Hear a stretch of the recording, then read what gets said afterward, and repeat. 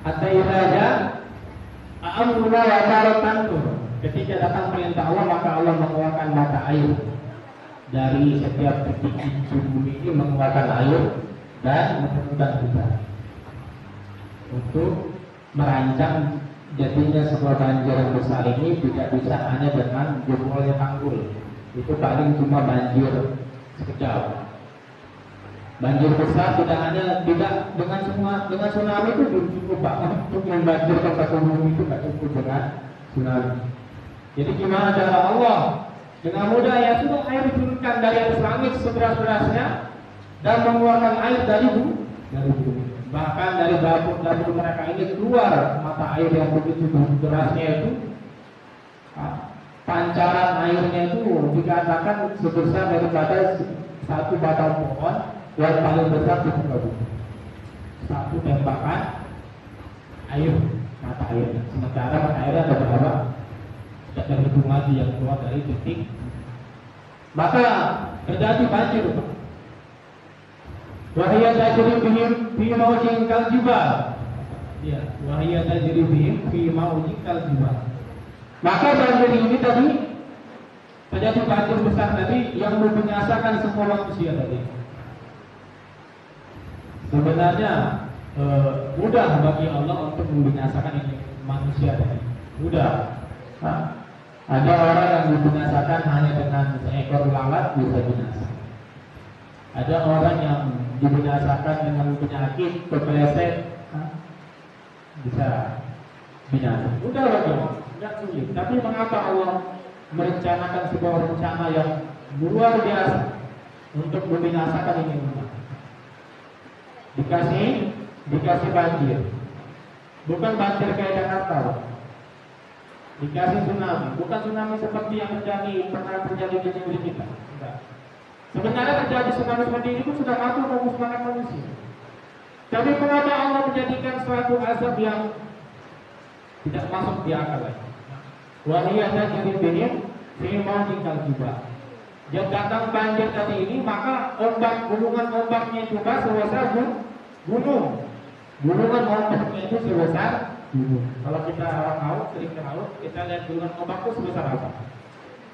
Ya, sebesar gulungan karpet. Setelah kita berempat ini sampai ujung jadi gulungan. Kira-kira begitulah gulungan ombak yang kita lihat. Ini ombak yang terjadi di banjirnya Nabi Nuh alaihissalam ini untuk membinasakan umat-umat tadi ini. Bukan ketinggian airnya, Pak, setinggi gunung. Gulungan ombaknya yang sebesar gunung. Kita tahu gunung kalau ini gunung itu Pak, gunung gede, gunung sarang. Gulungan ombaknya Pak, dia sebesar apa kapalnya Pak?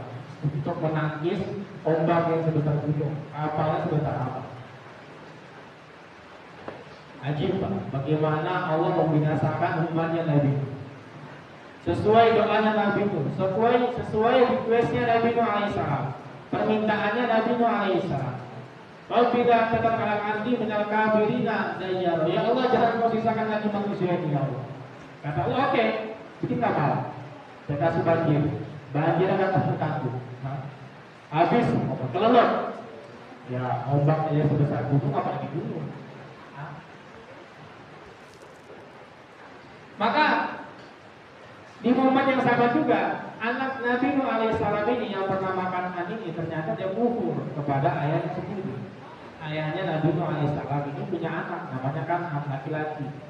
Ternyata dia kufur kepada bapaknya sendiri. Wa hiya tajri bihim fi mawjin kal jibal wa nada Nuhun ibnahu wa kana fi ma'zili. Ya bunayya. Jadi Nabi Nuh ini sudah berlayar di atas banjir bah yang menelan bumi. Dia lihat anaknya dari kejauhan sedang berusaha menyelamatkan diri dari banjir yang belum sampai ke daerah dia. Jadi banjirnya pelan-pelan sampai Pak, sampai ke dia. Lari anak.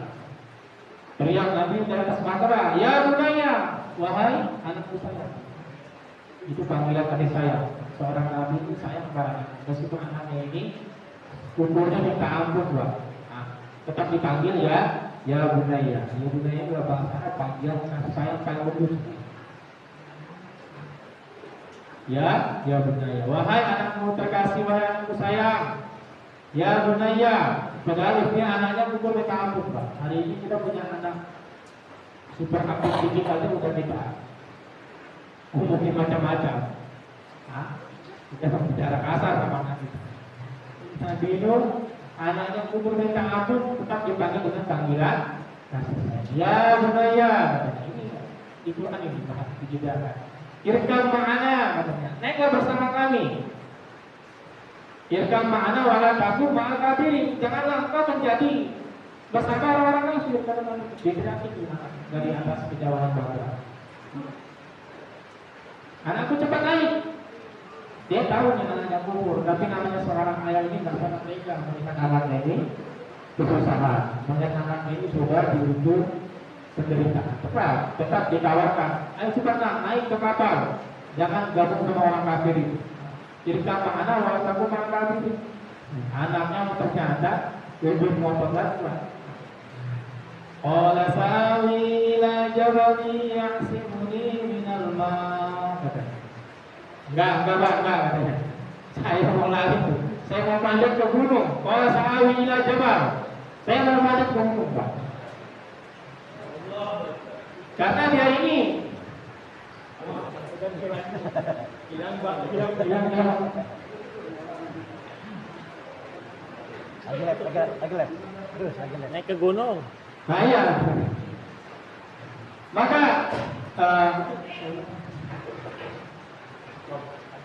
Maka anak Nabi Nuh, Pak, sudah ditawarkan oleh Nabi Nuh alaihissalam dengan panggilan kasih sayang, suruh naik ke kapal. Ternyata anaknya ini tidak seperti yang diharapkan. Dia punya jawaban yang lebih modern juga, Pak. Dia punya jawaban yang ternyata yang lebih sombong lagi, Pak. Karena memang tadi yang kita bilang tadi, umat Nabi Nuh ini memang disetting untuk menjadi umat tersombong, yang paling sombong, yang maha sombong yang pernah ada. Jadi semua umat Nabi itu termasuk Nabi Nuh alaihissalam ini sombongnya minta ampun, Pak. Sombongnya minta ampun. Bapaknya nawarin naik ke kapal, irkam ma'ana, dia jawab apa? Dengan jawaban yang lebih sombong. Orang sa'awi ila jabali yang simuni minal. Enggak, Pak. Saya mau naik ke gunung. Karena mereka orang-orang ahli bukit ya. Dia tahu dia ini pandai, karena ini seorang anak yang pandai mendaki gunung, Pak. Bukan mendaki gunung biasa. Dia pandai mendaki gunung dari gunung ke gunung, Pak. Jadi lafaz sa'awi ini adalah lafaz untuk gerakan cepat naik ke gunung. Saya bisa nih, cepat naik gunung nih. Saya bisa naik ke puncak gunung sebelum datangnya banjir yang nyusul di belakang. Yakin ya, sombong.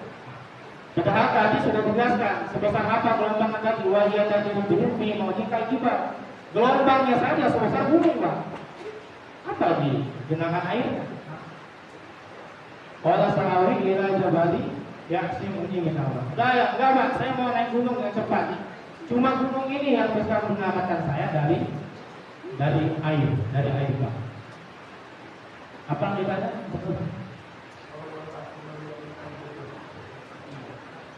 Qala sa'awi ila jabali ya'simuni min Allah. Qala la 'asimu azam amrillah.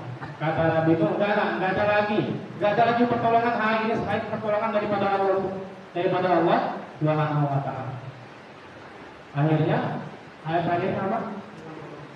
Illa ma'rofiya. Illa marrohim, kecuali orang-orang yang disukai orang.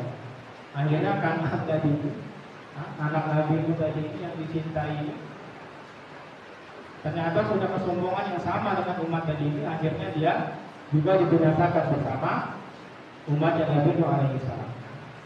Akhirnya Allah kabulkan doa Nabi Nuh yang tadi, doa yang mengerikan yang pernah ada. Akhirnya semua orang-orang kafir termasuk anak-anak Nabi Nuh ini lenyap ditelan air bah. Banjir yang belum pernah kita temukan lagi sampai hari ini.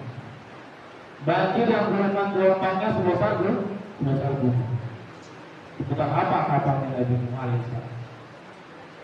Akhirnya demikian, Pak, perjuangannya Nabi Nuh alaihissalam untuk mendakwakan manusia tadi untuk mengenal Allah, untuk beriman kepada Allah ini enggak tanggung. Jadi maharahnya Allah kepada manusia ini, Allah tak langsung membinasakan ini manusia, tetapi Allah turunkan 120.000 nabi untuk mengajak semua manusia untuk mengenal kepada Allah. Maka terus berlanjut Pak. Nabi Nuh, Nabi Musa alaihissalam, Nabi Ibrahim, bahkan sampai Nabi kita, Nabi Muhammad SAW juga mendapatkan tugas yang sama untuk menjalankan kerja dakwah, mengenalkan manusia untuk mengenal Allah beriman kepada Allah. Untuk melanjutkan kisahnya, maka kita perlu sama korban Pak. Kita siap untuk mendengarkan bayat nanti pada waktu untuk mendengarkan perjalanan dakwah yang lebih panjang lebar lagi. Bersedia semua insyaallah. Insyaallah. Ada berbicara tentang kepada Allah Subhanahu wa taala, ada berbicara dari saya sendiri. Kita kepada majelis subhanallah wa bihamdihi subhanallah wa bihamdihi. Assalamualaikum warahmatullahi wabarakatuh. Waalaikumsalam warahmatullahi wabarakatuh.